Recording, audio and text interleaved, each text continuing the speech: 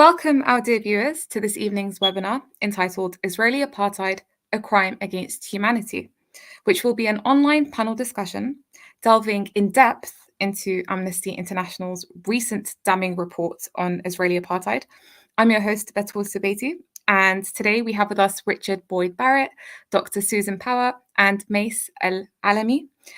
Before introducing the speakers, of course, I want to briefly share with you all the My Return campaign.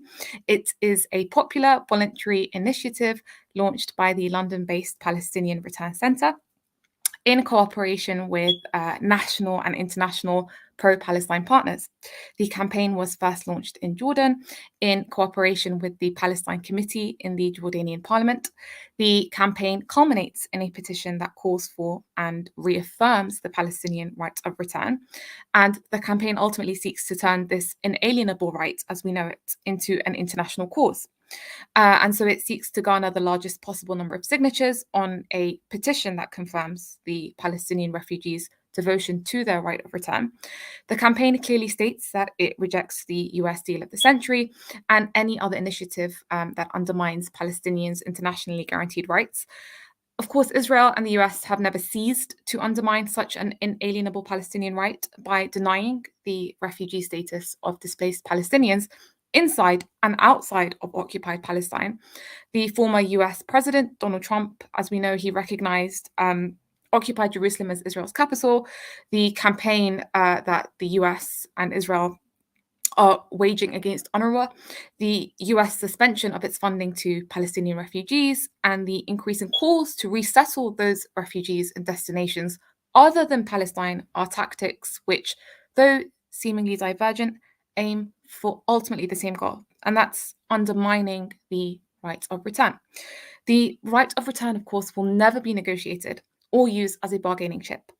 So this campaign is based on individual signatures on My Return petition through its official website, www.myreturn.net. The petition has already garnered over 1 million signatures. So please make sure you go on the website and you sign it.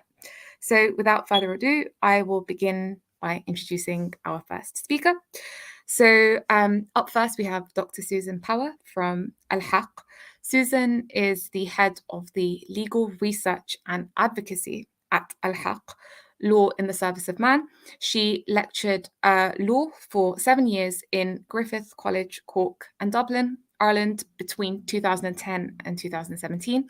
Dr. Power has worked on the Control of Economic Activities in Occupied Territories Bill, submitted communications to the International Law Commission on the draft principles on the protection of the environment in relation to armed conflicts, worked on communities and amicus curiae submissions to the International Criminal Court, presented on the Zero Draft Treaty for an internationally binding treaty on business and human rights, and presented to the Catalan Parliament on violations of international law in occupied Palestinian territory. She has published academic articles in the Journal of Conflict and Security Law, Irish Yearbook of International Law, and the Irish Journal of European Law, writing on issues of occupation law, and she is currently the co-editor, along with Nada Kiswanson, on a forthcoming book on prolonged belligerent occupation for the BRILL International Humanitarian Law series. It's my absolute honor to introduce you, Dr. Susan. Thank you very much. And I'm really delighted to be hosted today. And thank you very much for the invitation to speak and for hosting this panel event as well. I think it's really important, especially at this time when there's so many reports coming out on apartheid. And I suppose while the focus on of international organizations on apartheid in Palestine is new, the calls of the Palestinian people that the situation on the ground is apartheid is actually decades old. And we can even go back as far as 1965, back to the monograph and the academic work of Palestinian academic Fayez Sayegh. And he compared the apartheid in South Africa at that time to apartheid in Palestine. But today I'll just give a very introductory talk. I'll give you a very brief overview of the legal manifestation of apartheid, and I'll also examine the responsibilities of third states to act. So I know some of my other colleagues on the panel will come in later and examine kind of more directly some of Amnesty International's positions, but I'll start out this with outlining just very broadly what the framework of work of apartheid is and what apartheid is according to the positions of Al-Haq, the organization that I work for. So just in terms of apartheid and the legal framework, so the Rome Statute of the International Criminal Court outlines that the crime of apartheid means inhumane acts which are committed in the context of an institutionalized regime of systematic oppression and domination by one racial group over any other group or groups, racial group or groups. And this is committed with the intention of maintaining that regime. So this has been, as far as we've seen, the basis as well of the Zionist settler colonial project. And this was envisioned back in 1937 by Israel's future Prime Minister Ben-Gurion, when he said, "We must expel Arabs and take their place." And that pretty much sums it up. So what we are dealing with in the context of Palestine is Israel's intention to establish and maintain domination by one racial group, and that racial group are Israeli Jews, over another racial group, Palestinians. And here the classification of racial groups is a self-appointed classification. So Palestinians self-identify as Palestinians and Israeli Jews self-identify as Israeli Jews. It's also important to clarify that for the purposes of the legal aspect, what we're dealing with here are racial groups, not religious groups or ethnic groups. We're dealing with the domination of a racial group over another racial group. And that's an important distinction in terms of the legal analysis. So when we are looking at Israel's domination over Palestinians as a racial group, this has really been done by creating a system that divides and separates Palestinians themselves into separate groups from each other. And Israel has done this to prevent Palestinians from uniting and collectively resisting the colonization of their own lands. So the 2017 UN ESQA report really explains this quite well. And it describes the segregation of Palestinians by Israel into 4 separate administrative, legal, and geographic groupings, or what it calls domains. So according to the report, there's 4 main groupings. So the first one are Palestinian citizens of Israel. Then we have another grouping who are Palestinians who are subject to Israel's military control, so Palestinians in the West Bank and Gaza. And then Palestinians who are resident in annexed and occupied East Jerusalem, being the third group. And the fourth group are Palestinian refugees and exiles who are in the diaspora and denied their right of return. This is quite important because this is a strategic fragmentation of the Palestinian people into these various groupings. And this fragmentation has a number of underlying objectives. So first, Israel is looking to prevent Palestinians from collectively mobilizing to end Israel's settler colonial enterprise. And then at the same time, Israel is secondly then ensuring the continuation of its settler colonial enterprise by maintaining a Jewish hegemony and domination. And basically what Israel wants to do is to ensure a Jewish majority state, and also a Jewish majority expanding state, that state expanding now into the occupied territory.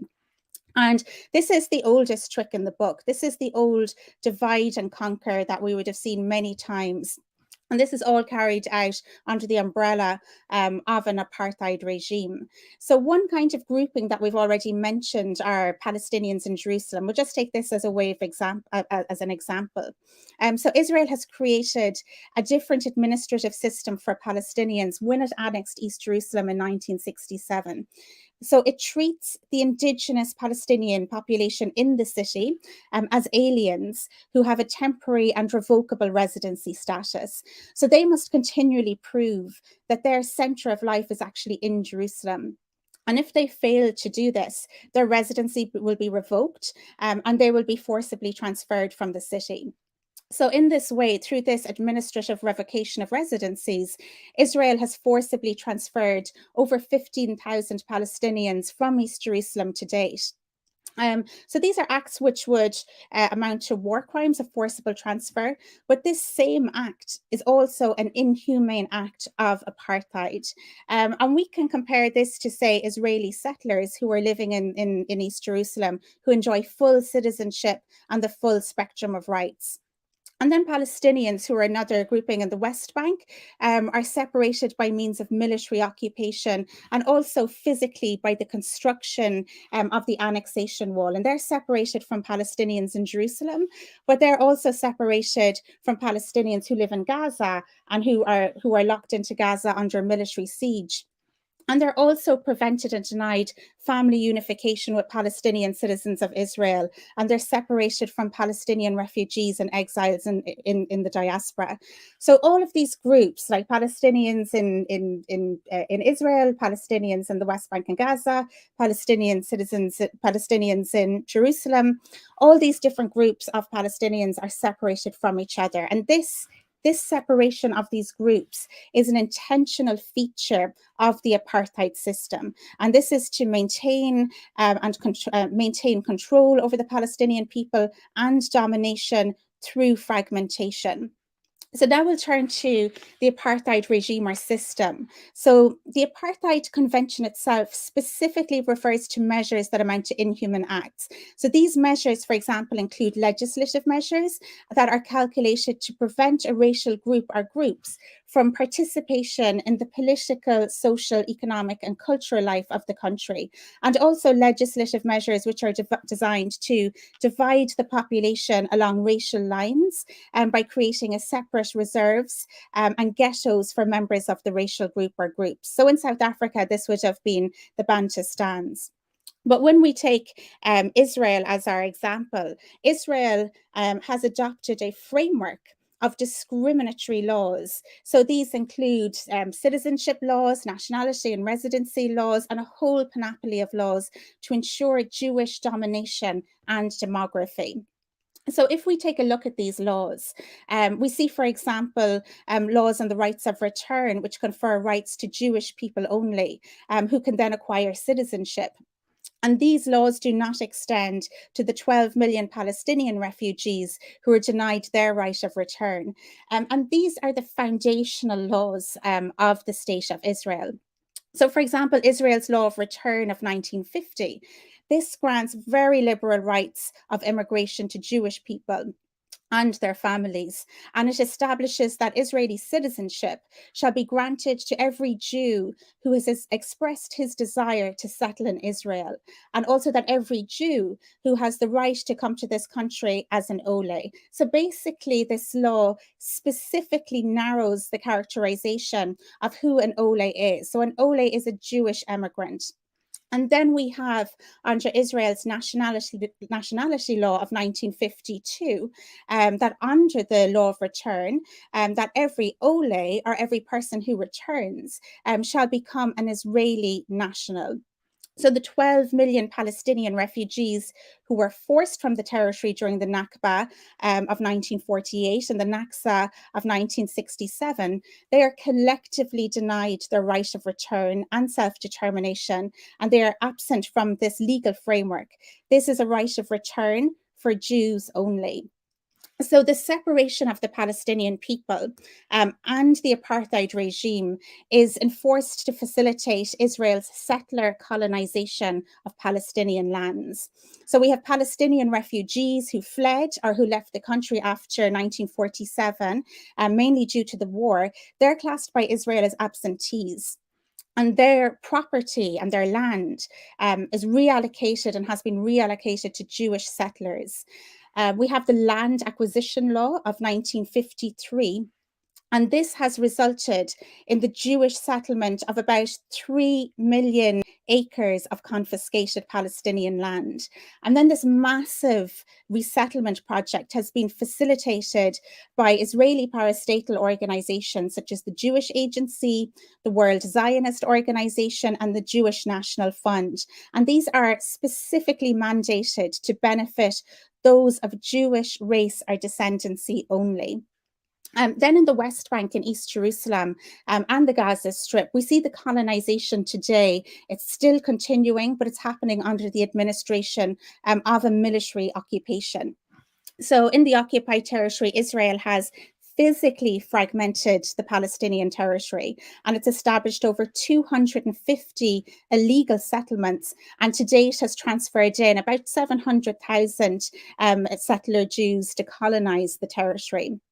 So while we see, and at the same time, we see Palestinians in Gaza are completely separated by a military blockade and closure of the territory. And recently, Al Mazan, who's a Palestinian rights organization in Gaza, has highlighted and called this out and termed Gaza a Gaza Bantustan.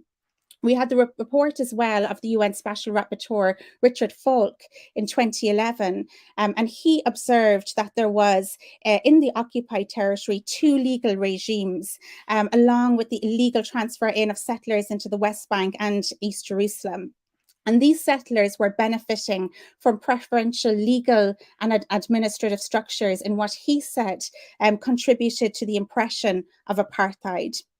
And it's also worth noting that the advisory opinion of the International Court of Justice has held that Israel has a clear obligation to bring this unlawful conduct to an end, to dismantle the wall and return land and provide compensation, and has also called on third states to fulfill their obligations of non-recognition.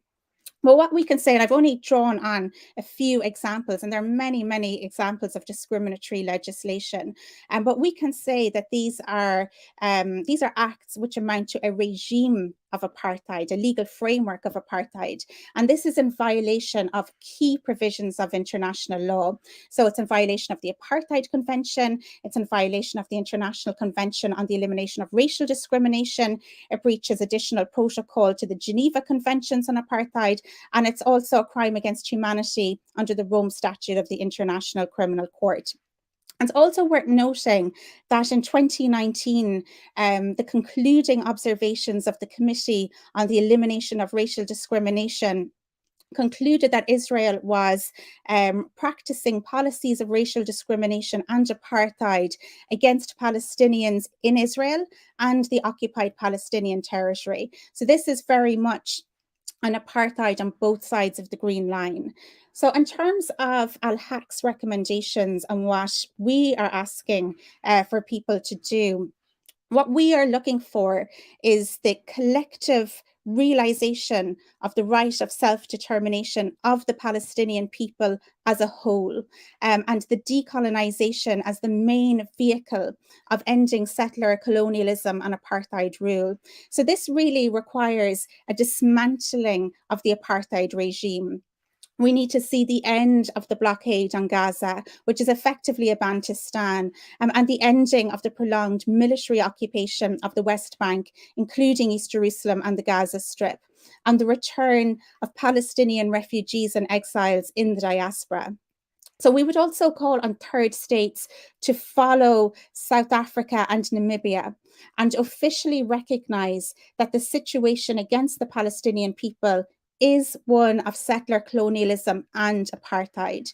So we are looking for third states at an international level who haven't done so already to ratify the Apartheid Convention and also work towards reconstituting the UN Special Committee Against Apartheid and the UN Centre Against Apartheid, and really for internationally wrongful acts of the magnitude of apartheid.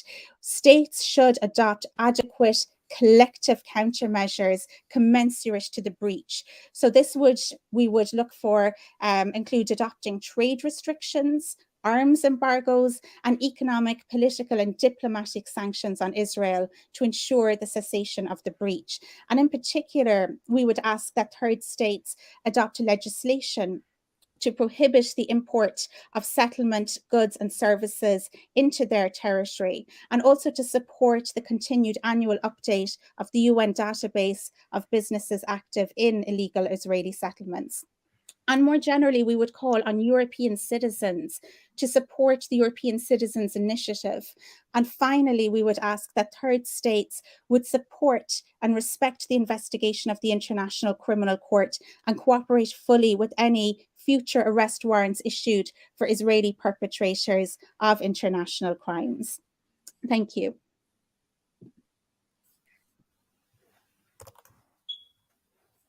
Thank you very much, Susan. That was a very eloquent exposition and breakdown of the apartheid report as we know it. And of course, as you rightfully began by highlighting that reports like these by Amnesty International are highlighting what is already a reality as we know it for the past 7 decades, to the extent that we don't even need to resort to proving the Palestinian struggle by evoking these kinds of reports. And if they do come as a revelation, then it only proves that for the longest time, the world has kind of been sleeping off and dozing off what is happening in Palestine, which, as we know it, is the biggest shame to have occurred, because it's not the case of Israel being this kind of isolated entity that acted on its own. You had the conspiring of the superpowers to uproot the Palestinians from, of course, Britain to then the US and the Soviet Union, who were the first 2 entities to recognize Israel. They all have something to benefit from Israel's existence. And that's why they use the most vulgar tactics of blackmailing, accusations of anti-Semitism, for example, which they ultimately weaponize to cover up their crimes. So thank you for highlighting those details for us, Susan. Up next, we have Richard Boyd Barrett. Richard is an Irish People Before Profit who has been a part of the Chapter data since the 2011 general election. Boyd Barrett helped to organize mass protests against the war in Iraq in 2003 as chair for the Irish anti-war movement. He has continuously politically fought for Ireland's Israeli ambassador to be expelled and to place sanctions on Israel for its brutal treatment of Palestinians and its apartheid regime. It's an absolute honor to have you with us, Richard. Thanks very much, Batul, and thanks very much to the Palestinian Return Centre for organising this event and asking me along, and for all their great work. And thanks to Susan for that fantastic summary of the whole issue of apartheid as it applies to Israel. I mean, I think it's difficult to kind of discuss any issue in the world at the moment without alluding to the context that is to the issue that's dominating the world's media and political discussion, certainly the mainstream media, and that's the situation in Ukraine. And it's one that I certainly find sort of puts into very stark puts into very stark relief the incredible double standards of the Western world, of the major Western powers, when it comes to crimes against humanity, violations of human rights, the displacement of refugees, unjustified military aggression, things which you would expect that governments, and particularly Western governments that so often pay lip service to the idea of international law and, you know, rules-based international relations, and who talk so often about democracy and human rights, they pay lip service to those things, and they're evoking many of those ideas in their entirely justified condemnation of Vladimir Putin's inexcusable and murderous military assault on Ukraine, which, whatever about the sort of backdrop to that particular conflict, and there is a complicated backdrop of NATO expanding eastwards and, inter-imperialist conflict, if you like, between Russia on the one hand and the Western powers on the other. Having said all that, it is a clear case, the actual invasion is a clear case of brutal military aggression, and it is terrible. Millions of people being displaced, cities being pounded and bombarded pretty indiscriminately, and huge numbers of innocent people suffering terribly. So rightly, the world has condemned these things and has talked about these violations of human rights and immediately referred to crimes against humanity, rightly, in my opinion, being committed by Vladimir Putin, violations of human rights, how appalling it is that millions of people are being forced from their homes. And yet, at exactly the same time, almost, we have reports coming out from Amnesty International, and that follows very quick on the heels of a similar report by Human Rights Watch.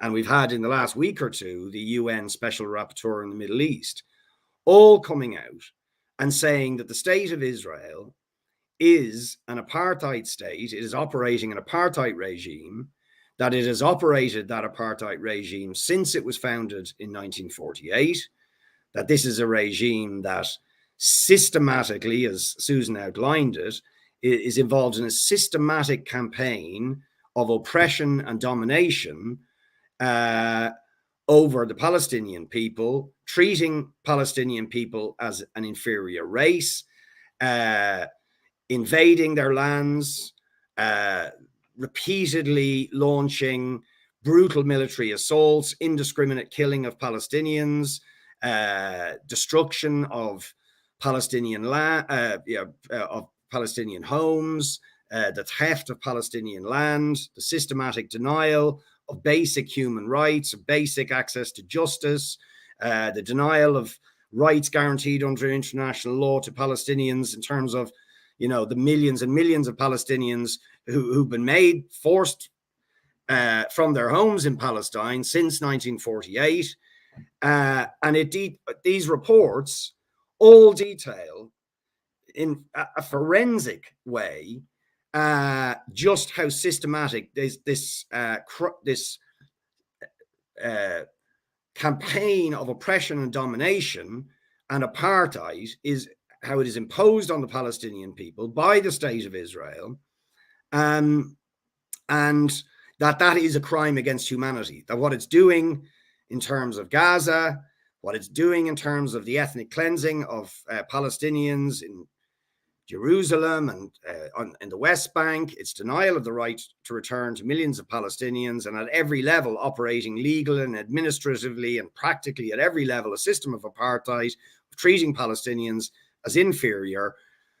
We do not have any of the outrage that is being expressed against Vladimir Putin being expressed against the state of Israel by any of the major powers. And I just find the double standards of that so shocking. And it really reveals a deep, deep sort of dishonesty and cynicism and hypocrisy on the part of the European Union, the United States, the big Western powers, that they can sound so righteous and so forthright in condemning human rights abuses and crimes against humanity against Vladimir Putin correctly, and then simultaneously refuse to draw the same conclusions, even when the evidence is presented in this forensic way, as it has been done by Amnesty and Human Rights Watch, and now the UN Special Rapporteur, confirming things that many of us here have long said, and that the Palestinian people have long understood, and that anybody who had even really the most cursory understanding of the Israeli regime since its foundation and how it's treated Palestinian people ever since, always understood. But now, if you like, we have detailed evidence presented to Western governments confirming all of this, establishing clearly that Israel is guilty of apartheid and guilty of crimes against humanity, and yet no Western government of any stripe has been willing to acknowledge the findings of that report and to condemn Israel for what it is clearly guilty of, the crime against humanity of apartheid. And it really, to me, it is just absolutely shocking, and we have to highlight it, because if within a few days of the Putin's invasion of Ukraine, we can have world leaders condemning in the most forthright way, without any compunction, the crimes against humanity of Putin and saying sanctions are necessary, how can they possibly sustain a position when a state that is now being indicted as being guilty of crimes against humanity since its foundation in 1948 and conducting those crimes, that crime of apartheid, for all of those decades, how can they not insist that that regime is dismantled and that the sanctions that they've been willing to impose on Russia within 5 days are not imposed immediately on the state of Israel for the crimes against humanity that Israel is committing and that have been so forensically documented now by two of the most respected human rights organizations in the world. It's unconscionable that those double standards can be allowed to persist. So I think now more than ever, I mean, for many of the people who are at this meeting, who are speaking at this meeting and probably watching this meeting, we have long believed this, that, you know, Israel, known it, not believed it, known that Israel's whole regime was an apartheid regime. And we largely have been met with deafening silence by Western rulers when we asked for sanctions against this apartheid state. And we've made the comparison between the apartheid state of Israel and the apartheid state of South Africa and said, you know, if rightly the world insisted that the apartheid regime of South Africa was dismantled and that sanctions against that regime were justified in order to ensure that that system was dismantled, that the same response from the international community had to follow in terms of Israel's treatment of the Palestinians, its ongoing crimes against humanity perpetrated against the Palestinian people. And yet they refuse to do it. Not only do they refuse to sanction them, they even refuse to acknowledge that that system is apartheid. And I mean, people can, you know, I don't know how exactly this report has been discussed in every Western parliament, or whether even it has been discussed in that many Western parliaments, the Amnesty report, but certainly we demanded a debate in our parliament and we had to fight to get it.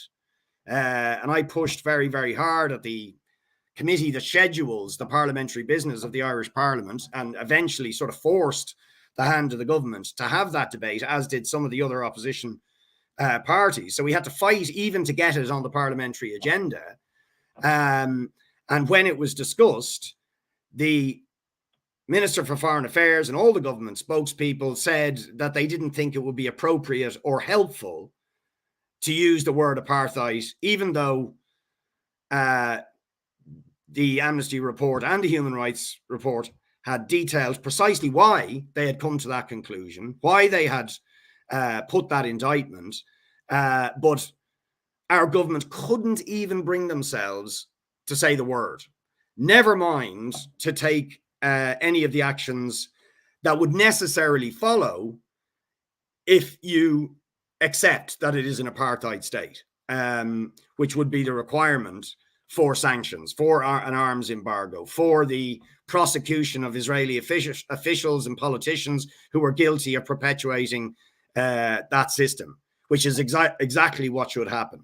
And yet we have silence, dismissal, or simply a refusal even to seriously engage with the facts of these reports. So I would just conclude by saying we cannot allow our world to be dominated by those sort of double standards, and that we have to insist that our government in Ireland and governments all across the world have to engage with these reports, have to engage with the conclusions that these reports have drawn, that Israel is a regime perpetuating a crime against humanity in the form of apartheid against the Palestinian people, and as a result, that sanctions and action must be taken by the world in order to ensure that that regime is dismantled and that Palestinians achieve all of the rights they are entitled to under international law. The right,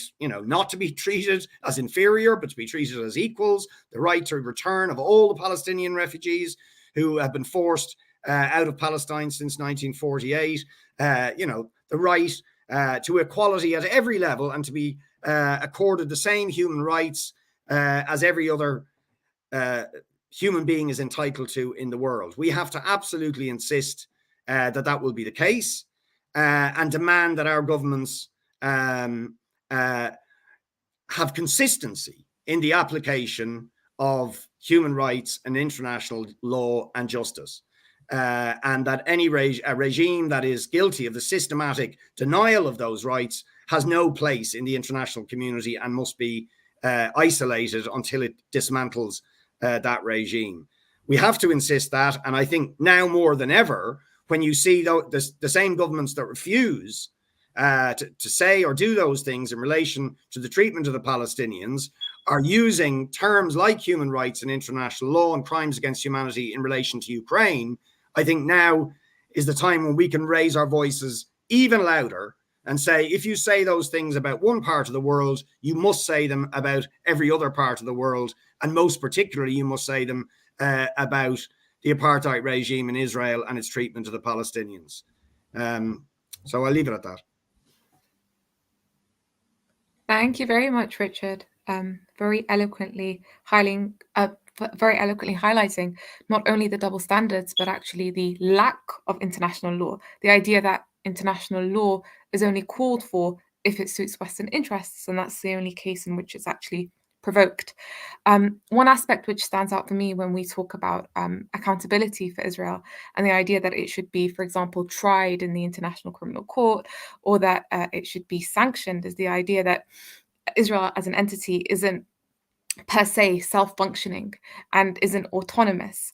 The foundation of Israel, as we know it, is the Nakba, which we consistently commemorate year upon year. And we know that the foundation of Israel was only actualized due to the need of the Western imperialists to establish this military base to serve, of course, as an extension for their interests at the heart of West Asia. So Israel, in reality, is this tool at the hands of the imperialist masters. And that should explain to us why Israel is kind of immune on the international scene and why international resolutions are ultimately paralyzed. All those resolutions that come out of the UN, for example, they're placed on the shelves and they're paralyzed by, for example, Security Councils, and the resolutions aren't passed forward. There's this idea that ultimately Israel is serving as a functional role for the hegemons, particularly America. So all these regimes are culpable, as you rightfully mentioned, and we need to lobby these governments and especially utilize these opportunities, such as what is happening right now in Ukraine. Thank you very much, Richard, for that. Finally, we have Mace Al-Alami. So Mace is a Palestinian activist and writer. She is the digital communications manager at the Palestine Institute for Public Diplomacy and its digital brand, Rabet. Her work explores the use of digital media in its various forms as a medium for education, for activism, for intersectional social justice, and for storytelling. We welcome you, Mace. Thank you so much, Batul, and for PRC for having me. I also really want to thank MP Boyd Barrett's remarks on the double standards. I think this is super timely and very important to highlight at this point. And also Susan's remarkable points to how the law is applicable. What I really want to contribute to this conversation today is how Palestinians are feeling and responding to this moment where apartheid is now becoming a more normalized word, right? In previous years, maybe even just a year ago, the word apartheid was very censored, and actually a lot of Palestinian activists and organizations that fight for human rights were very wary of using it because of being, canceled out of Western spaces or political discourse. And so I really want to talk about what the recent reports in the past few years that have been coming out identifying Israel as an apartheid regime really mean. Why is that important? I think there's a lot of controversy about international or Western reports finally saying what Palestinians have been saying really for decades, right? What does that mean? What importance does it carry? What does that mean for Palestinians living on the ground, human rights advocates and organizations and allies? And why the apartheid framework on its own is not enough. While we still celebrate it, why there's still more to address. So, the recent reports, most notably Human Rights Watch, Amnesty International, and B'Tselem, are marking really what Palestinians have been experiencing since 1948 and what has even begun to be worked on even before that. And Palestinian activists and organizations have been talking about this system of subjugation under which they live. Unfortunately, however, since the Oslo era and the peace talk era, the issue of Palestinian liberation has always been treated as though it is an issue of a two-sided conflict, what we call two-sidedism, which basically means that there is Israel, there's Palestine, and they're really both have equal power, equal support, and they're just really at a negotiation table trying to discuss something that is on equal grounds, which is not the case. And using the apartheid framework and coming out internationally saying this is a regime where intentionally from the onset has been intent on creating policies and laws that subjugate a people based on their ethnicity and race, which are categories that no human gets to choose, right? You're born into your ethnicity and race. And it gives power and domination for a majority, which is Israeli Jewish citizens, against Palestinians. Obviously, these findings are not unprecedented. Palestinians have been for decades talking about the systems of oppression and subjugation that they're facing. The reports really are based on lived Palestinian experiences of what it has meant to be a Palestinian living under Israel's regime. It varies from, and Susan has outlined some of these very eloquently and very detailed, but I'll just go over some examples. There are military checkpoints for Palestinians moving within Palestine everywhere, right? Restricting roads where certain roads are not allowed for Palestinians to be on, while they're exclusively allowed for Israeli Jewish citizens. There are a tiered ID system where if you are in Jerusalem, if you are in Gaza, if you are from the West Bank, you cannot move freely. You cannot study wherever you want. You cannot be with your family even. Who you marry is dictated by these laws. Who you are allowed to be around, where you can go, where you cannot go, is fully restricted by the laws that Israel has intentionally chosen and erected and places on Palestinians. What I also want to mention here, while we're on the topic of Palestinians and their experiences, is that what Richard pointed out very, very, very well and strongly is that Palestinians have been smeared and threatened and censored and canceled for years for speaking up about their realities. And the international community has been lagging significantly behind in allowing platforms for Palestinians where they're no longer gaslit and where they're no longer, trying to prove their humanity in every instance where they present themselves, right? So acknowledging these reports coming out and acknowledging is really a contribution to the discourse that is currently starting to shift. the Unity Uprising of May 2021 was a very powerful moment for Palestinians, because we were, within all our fragmentation, whether it is, the diaspora abroad and the refugees who are not allowed to return to Palestine, or whether it is Palestinians all over Palestine. It was a very important and powerful moment for all of us to really come together and say, regardless of this fragmentation, we're here to speak and to speak out.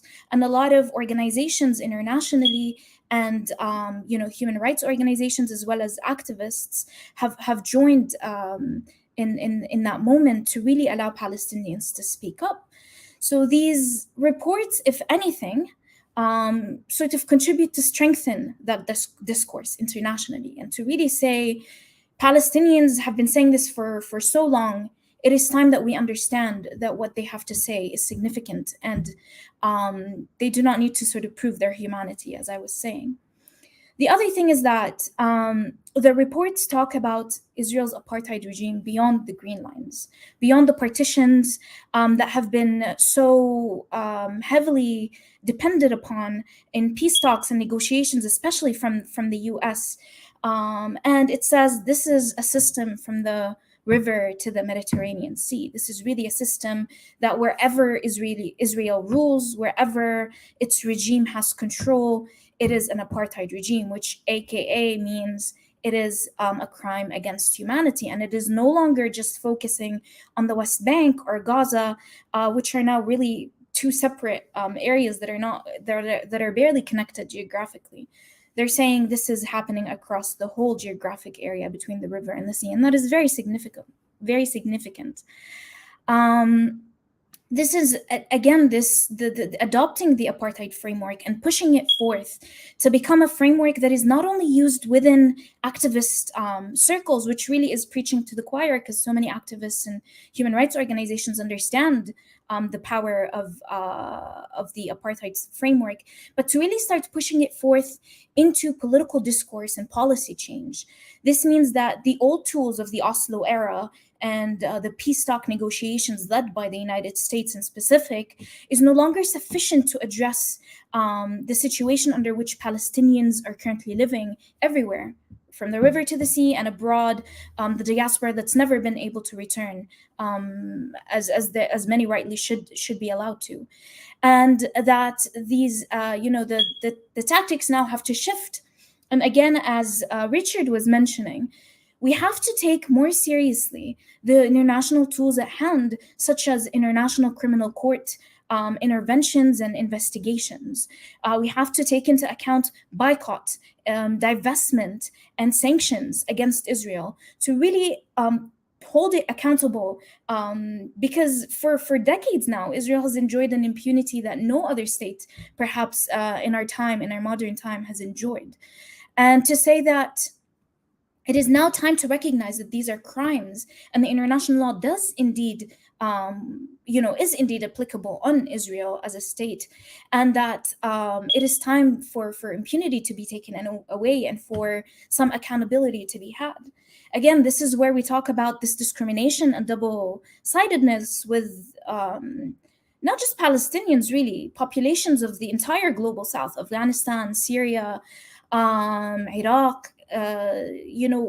Often our race is accounted as a reason to dismiss our lived experiences under oppression and war crimes. And, we've seen in the past few weeks how we've been referred to as the uncivilized nations, right? And that means that it is okay to kill people and to practice war crimes and crimes against humanities in these areas, however, not in the West, not in Western areas. So really, this is a moment for politicians, for activists, for policymakers to really pay attention and understand that there needs to be a shift in discourse, in narrative, and so on. And the reports perhaps are a spark of hope that this change is really taking place. And a lot of the credit, of course, most of it goes to Palestinians who have risked so much many who have lost their lives or remain in prison for speaking up and using the term and the framework of apartheid years before we've reached this point. Finally, what I really also want to talk about is why a lot of Palestinians and allies are not sufficiently satisfied with the apartheid framework, and why many have criticized the reports that have come out. And why the apartheid framework is, in fact, not sufficient and enough to describe the reality of Palestinians. Because it dismisses another element, which, again, both my colleagues have addressed, which is settler colonialism, right? The reports still talk about Israel as a state and what it is now practicing. However, we really need to think and talk about what is the origin of Israel as a state, right? In 1948, which is the Palestinian Nakba, which is basically the exodus or the catastrophe, which led so many Palestinians, millions and hundreds of thousands, to leave their homes. Many were killed, many displaced internally, and many expelled completely outside of their homes, the homes that they've come to know. And instead, they put in place Jewish Israeli settlers to take their place. And this is very briefly and casually what settler colonialism is. It's not only taking over and controlling an area, but it's also replacing their indigenous population and taking over their lands. Settler colonialism and its framework really allows us to understand the origins of and the continuation and, in fact, intensification of the ethnic cleansing and the forced expulsion and displacement of Palestinians from their own land, which we're witnessing now more than ever because of social media and because of just increased exposure of Palestinian voices in Sheikh Jarrah, in Beta, in Jerusalem, in Naqab as well.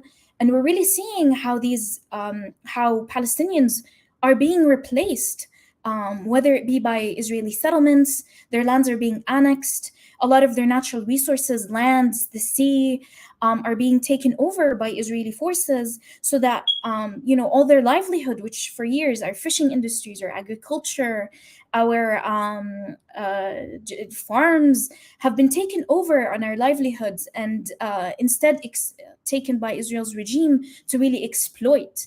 Whether it be building parks, building factories, building homes for Israeli Jewish nationals, it is nonetheless an expulsion of Palestinians from the lands that are rightly theirs. And I think the settler colonial framework really highlights that, whereas the apartheid framework misses that. And really highlights that Israel has built itself on the displacement and replacement of Palestinians. And, it also hones in on the idea that one of Israel's biggest ambitions is an expansionist one, a colonial expansionist one. They want as much land as possible for Israeli Jewish citizens, while pushing aside Palestinians on as little land as possible, as little Palestinians on as little land as possible. And this is why today we have Palestinians living in Buntistans, right? They're living in separated areas because they've been displaced and dispersed. And this is a matter of land. It is a matter of colonialism that the apartheid framework really doesn't address sufficiently. And I think more than ever, we are at a time where we're able to deconstruct myths that have been very unproductive for the Palestinian liberation, for Palestinians to reach their full rights, as well as a moment where Israel should be held accountable more than ever by the international community, by international politicians and policymakers, to really understand what these policies that are put forth mean.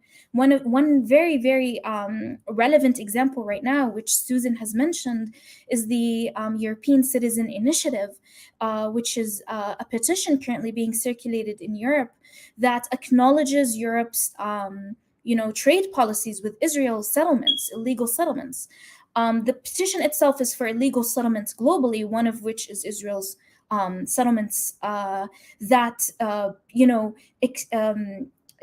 consume Palestinian lands and really exploit Palestinian workers and their lands and their resources to create produce like dates and whatnot to export to Europe and to the US and internationally, and then these settlements then profit on this trade to themselves to further expand and annex further Palestinian land.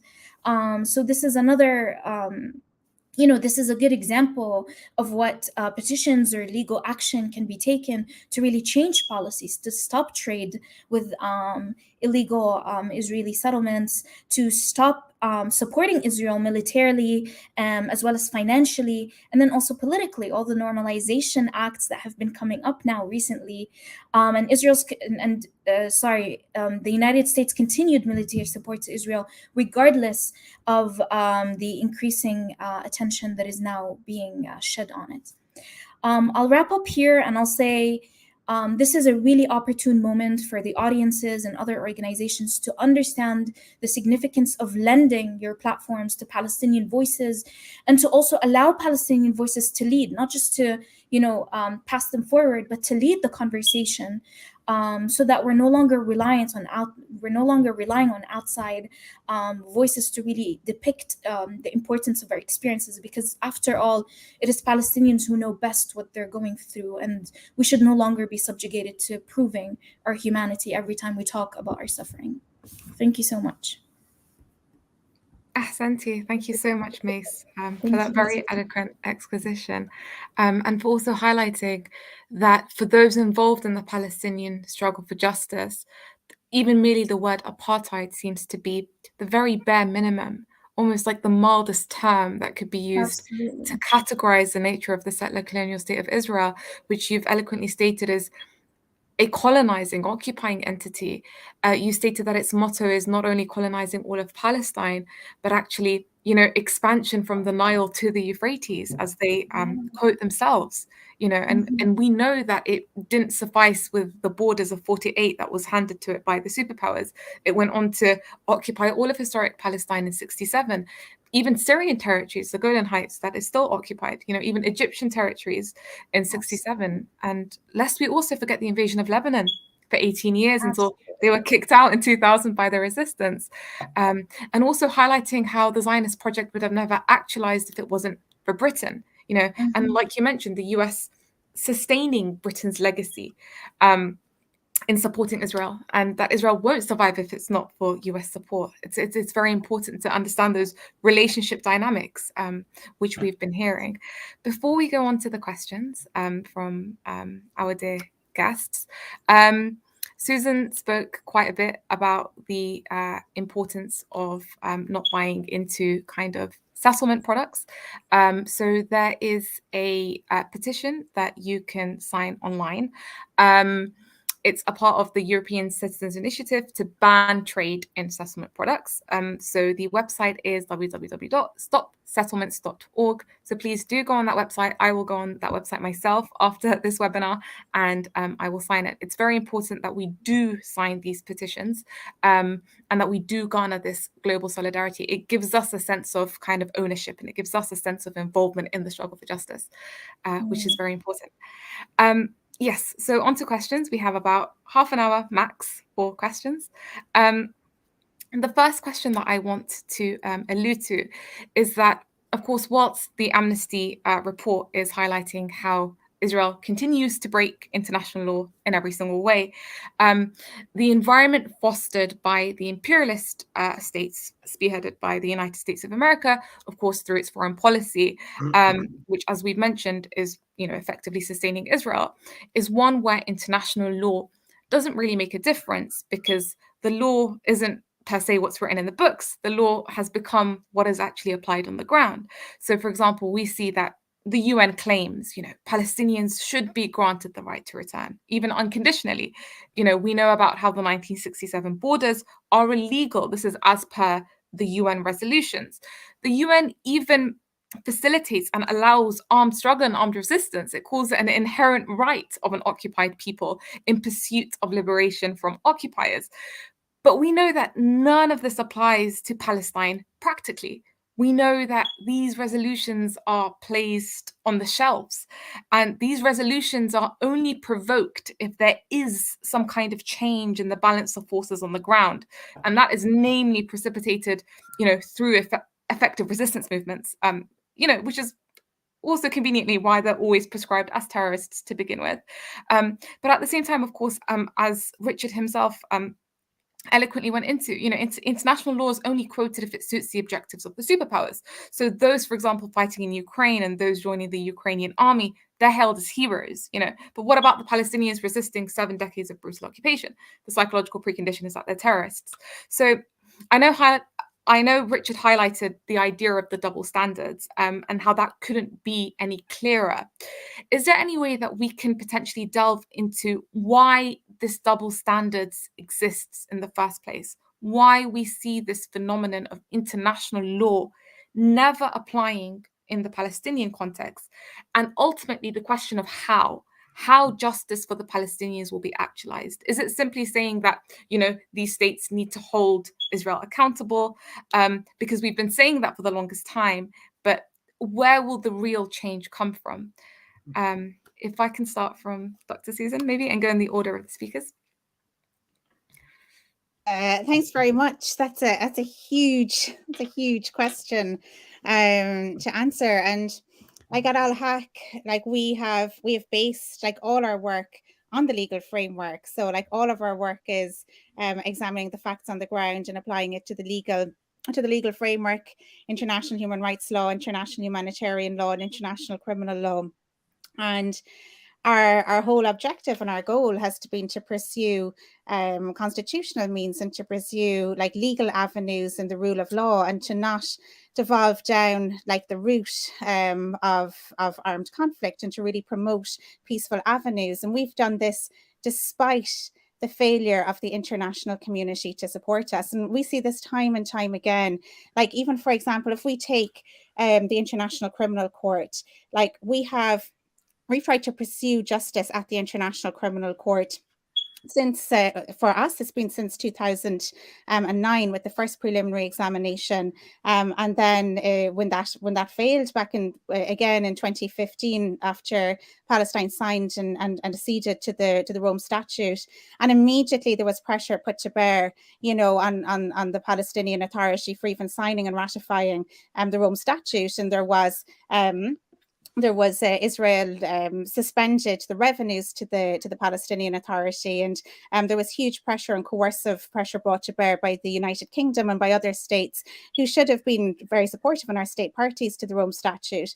And we've seen even more recently, when we came to the preliminary, out of the preliminary examination and to the pre-trial chamber stage, there was like a number of states, I think 7 states at the time, that submitted amicus submissions, that Palestine wasn't a state, shouldn't continue before to the territorial jurisdiction of the court.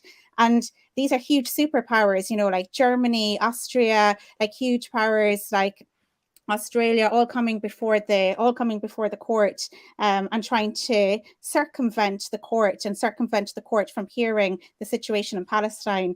And this is even torpedoing, legal avenues that we are trying to pursue. So, when you see that level of disengagement and distrust and the torpedoing of international law by these states, it's very, very difficult to know how to proceed. Like as an organization, all we can do is flag what's going on and try to push for political action and action at a political level, and try and show parliamentarians that there's violations on the ground and really push them at a political level to act. But I don't see that's where the change is at the end of the day. And like where the apartheid framing is so important is, and it's really, I think we can really owe a huge debt of gratitude to where we are today, to the boycott, divest and sanction movement. And it's really since that the enormous work, and since 2005, that framing on apartheid has shifted, and that's shifted from apartheid in the occupied territory to being apartheid against Palestinians on both sides of the Green Line, and really bringing Palestinians in the diaspora and everybody back into the apartheid frame, and solidifying and unifying the Palestinian movement. And there's a huge debt of gratitude owed to BDS for doing this, but also BDS are the first to kind of call this out as apartheid on both sides of the Green Line. And like they have been absolutely persecuted, by Israel. Immediately, Israel, with the Israeli Ministry of Strategic Affairs, published a report on the BDS movement, that it was anti-Semitic, and BDS was and the quest to call out apartheid was anti-Semitic. This is going back years ago, and I think that the threat of BDS is probably the main vehicle towards change. And I say this in my personal capacity and not as Al-Haq. But that on the ground, you know, where it's the individual on the street who decides not to buy Israeli products because of the ongoing apartheid, that's where Israel is really going to feel it, because we've tried every other single avenue. And what you've just pumped into the display there was a website for individuals to go onto. It's really individuals who can push for change here. And it's for individuals to go onto this website and sign the European Citizens Initiative. And this is for European citizens, not parliamentarians, but citizens, individuals to sign. And that is to bring in an order for it to be voted on at a European level for settlement goods and services to be banned into the European Union. And it's really individuals who can change things on the ground. And that's why this movement and the apartheid frame is so powerful. Because when individuals on the street realize that Israel is an apartheid regime, it is an apartheid state, why would you go on your holidays to an apartheid regime, an apartheid state? Why would you support an apartheid regime, an apartheid state? So it's really individuals in that collective power, I think, that will see things overturn in the end. We'll continue to document and monitoring everything we can, and we'll go as far as we can as a human rights organization. But there are limits to this, and we are stalled every single step of the way. And even for our work, like as Al-Haq, we've recently been branded by Israel under its counterterrorism law as a terror organization. And we've been designated a terror organization because of our work on apartheid, because of our work at the International Criminal Court, trying to push for prosecutions of Israeli perpetrators of apartheid and other crimes against humanity and war crimes in the occupied territory. And we've seen, we all know that these are fabrications by Israel. Everybody knows that we are a legitimate human rights organization. And yet we have third states just deferring to Israel to try, and even the evidence they produced to states was completely unsubstantiated and completely fabricated. And yet we see third states deferring back to Israel to produce more evidence, to give them time to go on and try and fabricate more nonsense. And this again is really the problem, this ongoing deference to Israel, this propping up, of basically what is a racist and sick state, and propping it up for decades and decades and decades.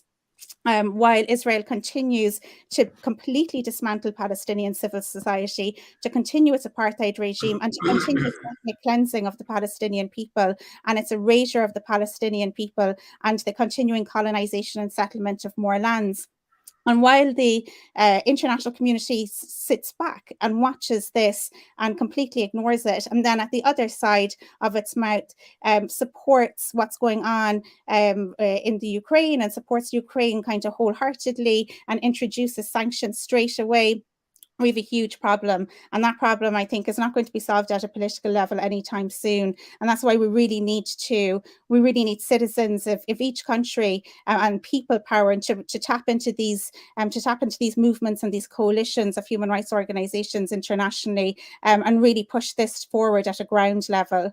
And I think that's where we're being successful right now as well. And that's where the future of this lies. And right now it's not a good moment for us. Right. So focus on international solidarity. Yes, Richard. Yeah, just to take up where Susan left off, and it is a big question, but it is about grassroots resistance inside Palestine, which is continuous and heroic and so inspiring, because against all the odds the Palestinian people continue to resist, and they will continue to resist. regardless how their situation is misrepresented, lied about, distorted. The Palestinian people live the truth of this colonial settler regime and of apartheid, and they will continue to resist it. But equally, I think that inspiration and that resistance then produces an effect way beyond the borders of Palestine. And it's a beacon to all of those who oppose oppression and racism and imperialism. And I think it's very important we name the word imperialism as well. And I should have done that in my contribution, but I know I'm speaking to friends, so I sort of assume certain understandings of these things, but maybe we need to just spell that out. Behind Israeli colonial settlement is the hand of imperialism. And that is what this is about. It's about the major powers, in this case, the major Western powers, the United States, before then the UK, and still indeed the UK as a junior partner, and other major Western powers wanting to dominate the Middle East, and Israel being an absolute linchpin in that system of domination. It's not the only pillar of that system of domination of the Middle East, but it's a linchpin. And as the Governor General of Jerusalem, the British Governor General of Jerusalem in 1936, very accurately put it, and he wasn't hiding their intentions or their plans, Ronald Storrs, when he said, "Our aim is to create a loyal little Jewish Ulster amidst a sea of potentially hostile Arabism." So that was directly taken from the divide and rule tactics and the penal laws that were implied in Ireland to subjugate Ireland, to divide Catholic against Protestant in order to control Ireland, and that they exported that system directly, the system of penal laws, as they were called. They didn't have the word apartheid. The penal laws deployed in Ireland, which was a system of apartheid, racist apartheid, and that sort of divide and rule policy was exported directly. Often the same personnel, in fact, physically left Ireland in the 1920s and went to Palestine to start the Zionist project, to kickstart the Zionist project. So having that loyal little Jewish Ulster, as they put it, as a linchpin to control the wider region. And of course, they worked through other agencies, namely corrupt dictatorships and states in among other Arab regimes, who are part of that system of keeping the mass of the people of the Middle East down and denying them control over the resources of the Middle East, And but if there is always a slight danger that there might be an Arab Spring, that there might be popular revolts in Iraq or Egypt or Tunisia or elsewhere, they can always rely on Israel. That's their watchdog, their military watchdog, who can always be relied upon, even if there is a danger that a democracy might explode through revolution in the rest of the region, threatening Western control and Western puppet regimes effectively, is what those regimes are. Then they can always rely on Israel to act as their watchdog in the area. So I think we need to explain that to people, that that's what it's about. It's about imperialism, and we need to challenge imperialism everywhere. But that is why I think that, as well as the resistance of the Palestinians and the need to support the BDS campaign as the key campaign to isolate Israel and to help us bring about the dismantling and the delegitimizing of the entire Israeli state project, we also need to recognize that those wider revolts against imperialism can be critical in strengthening the campaign to dismantle the Israeli state. And I think that is very important because, if you think about the Irish Revolution, and of course, no revolution is a direct analogy, But the Irish Revolution, which was happening again, successive waves of revolt over hundreds of years, but it finally came to fruition. I mean, it's not quite over yet, but it reached its high point against the background of the First World War. That was the moment when the Irish rebels understood was the critical moment when they could strike a blow against imperialism. And they were right. For as soon as World War I broke out, James Connolly decided there had to be a revolt in Ireland. I mean, he had long believed in a revolt in Ireland to overthrow British rule, as had many, but he understood that when the big imperial powers were going to go to war on a mass scale across Europe, this was the moment to strike. And they did.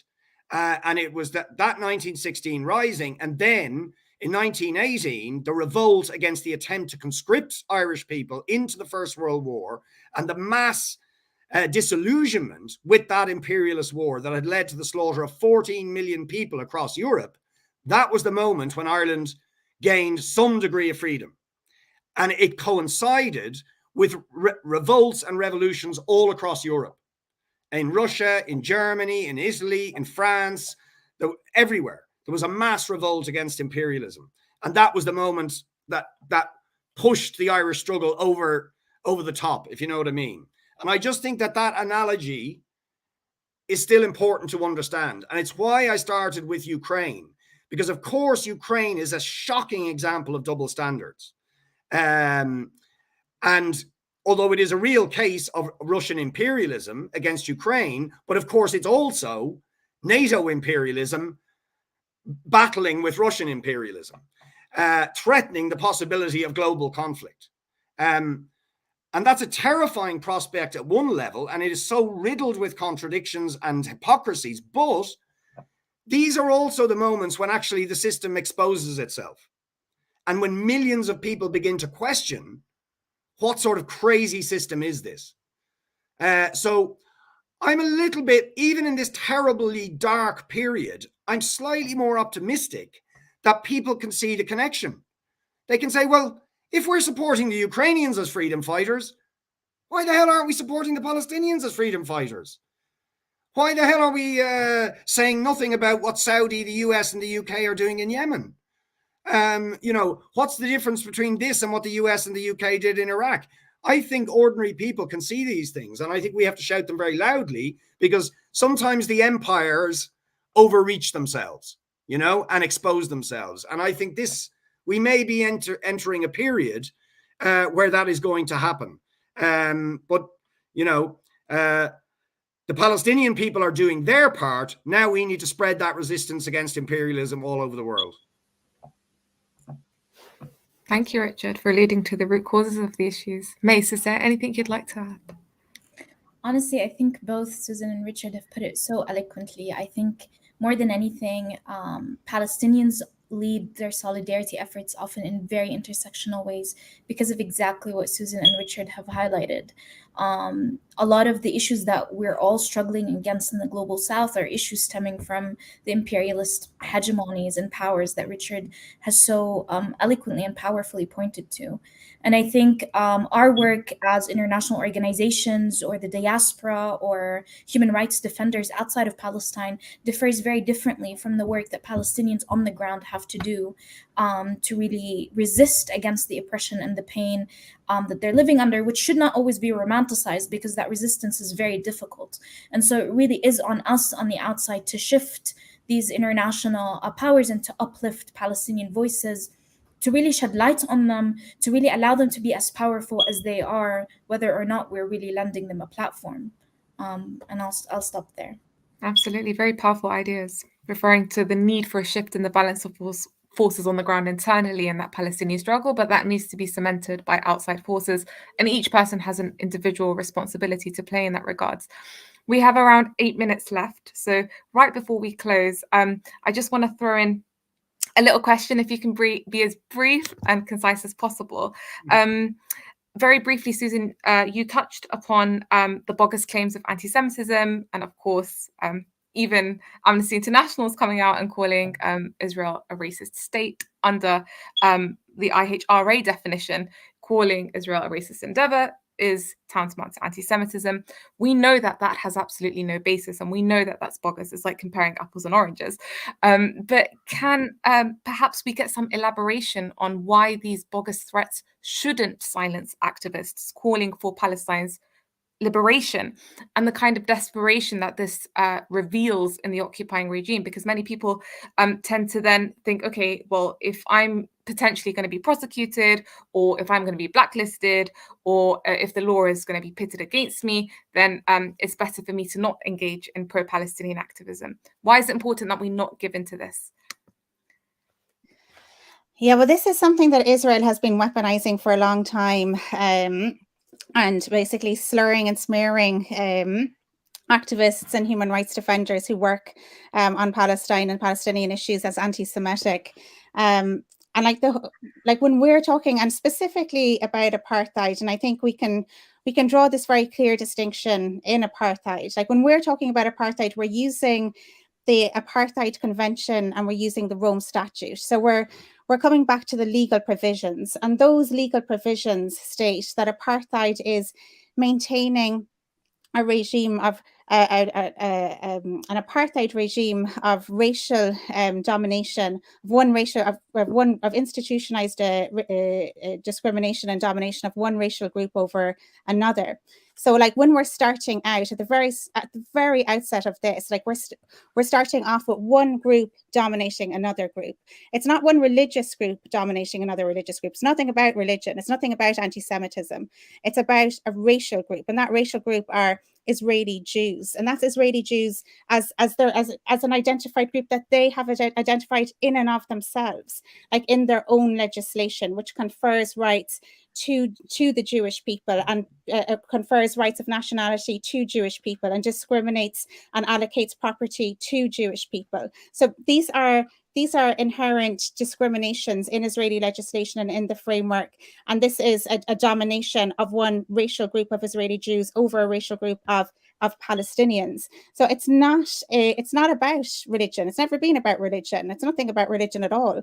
It's about segregation of different groups of people based on their identity, their self-identification as Israeli Jews. So this is a different starting point. And it's really important that we are able to apply international law to this situation. It's really important that we're able to apply the Apartheid Convention and the Rome Statute to the situation, because these are ongoing crimes, and these are crimes that are prosecutable. So we need to be able to explain, and even as Al-Haq, like we need to be able to explain, to the International Criminal Court, like what we're seeing here, is a situation where we have an ongoing apartheid, and we have individuals who are individually criminally complicit in acts of apartheid. Or, for example, you might have corporations that are contributing as well to acts of apartheid in various situations. But we need to be able to explain through the legal mechanisms and through the legal conventions what exactly is happening. So that's incredibly important. And the like immediately Israel has come in with this, it's kind of the oldest trick in the book, you're either a terrorist or you're anti-Semitic, which one is it today? And the anti-Semitism one, it's just for human rights actors, who have come up through the system and who are motivated because of the horrors of the Holocaust. It's a really ugly slur, to throw around. But it's also very damaging. So it was the immediate slur for the BDS campaign. BDS is anti-Semitic because, and then for Amnesty International and Amnesty International's incredible report after 4 years of research, by one of the most respected human rights organizations in the world. Before the report was even launched, we had the Israeli side already slurring the report as anti-Semitism before, not even having time to read and review the report, like the day before the report came out. So these are the kind of cheap slurs and smears that we expect to see. and that have been that have really continued.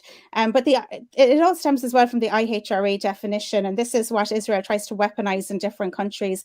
And this is an incredibly damaging definition. It's the definition itself, like the application of the examples of that come with the IHRA definition are incredibly damaging, and basically equates criticism of the state of Israel with anti-Semitism. And like, if you can't call out in a democratic society, if you can't call out, violations of international law, if you can't call out violations of international human rights law and hold a government accountable and individual actors in that government and in that state accountable for human rights violations and international humanitarian law violations amounting to war crimes and crimes against humanity, and acts that may amount to even genocide, we have a huge problem, and to use and to try and silence human rights actors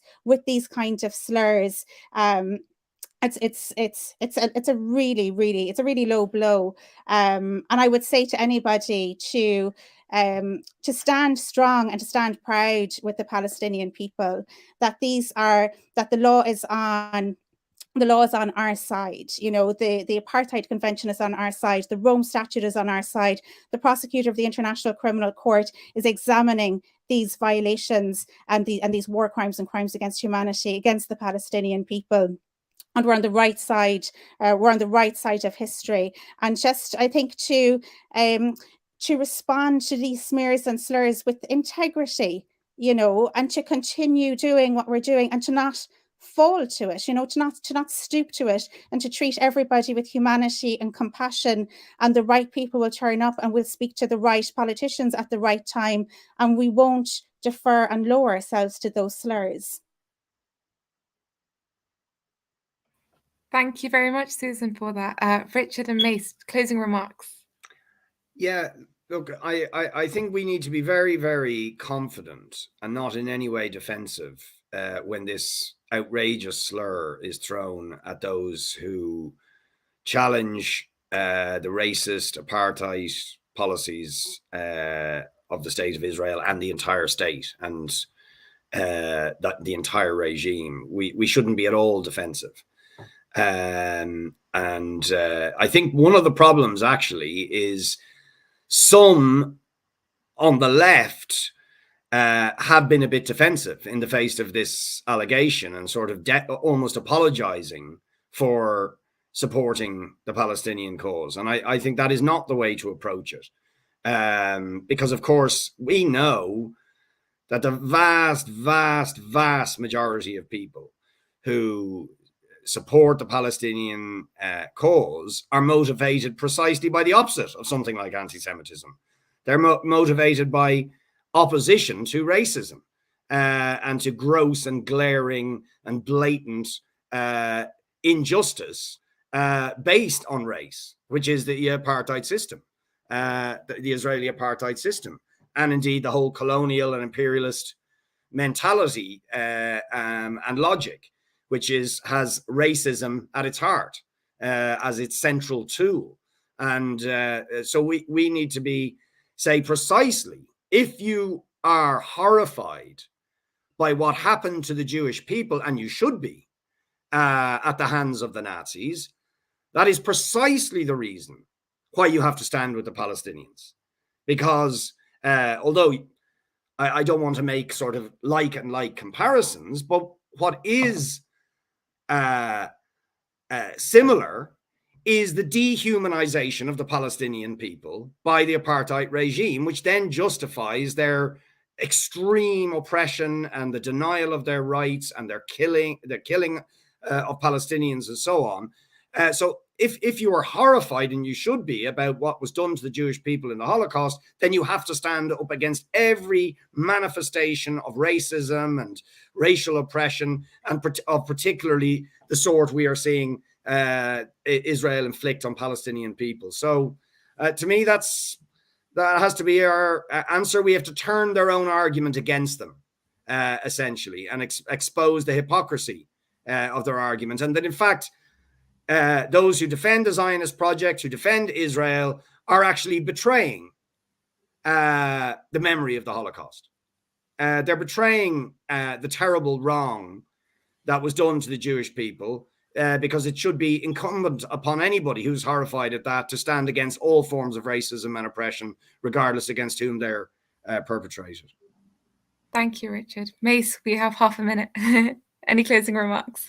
I'll be really quick. It's Israeli Apartheid Week, which was actually established years ago by student movements on campuses because they were facing a lot of repression whenever they spoke up about their rights as Palestinians. And were, called anti-Semitic and whatnot. Anti-Semitism, as Susan said, is very serious, and there are people out there that are anti-Semitic. But when Palestinian human rights defenders and organizations call for solidarity with the Palestinian people, they're really calling out Israel's crimes against humanity, which should always be our point of reference, not a religion, not a people, not a race, but really the crimes that are being committed targeting Palestinians and the erasure of Palestinians from their own land, from public spaces, from international discourses. And I'll stick to that and end it here. Thank you once again, Dr. Susan, Richard, Mace. Absolute pleasure and honor to have you on the Palestinian Return Centre.